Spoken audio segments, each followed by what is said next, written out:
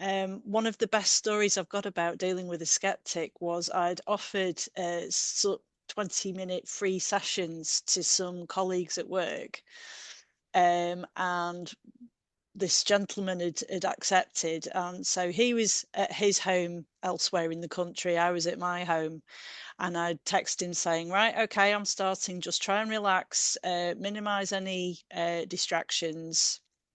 I'll text again to say when I've finished.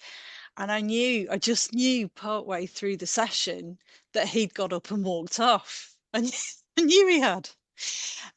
So anyway, I just carried on sending him the healing because he was still going to benefit from it anyway.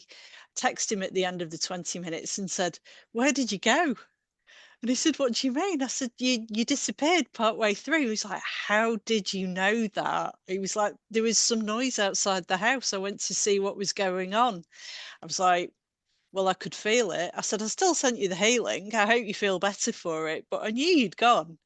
And that's my, for any skeptics, that's my go-to story of that bond is there, that energy link is there. I So agree. I can still send it to people even if they're getting on around the day. Hopefully it doesn't make them drowsy if I'm doing that and they ask me to do it.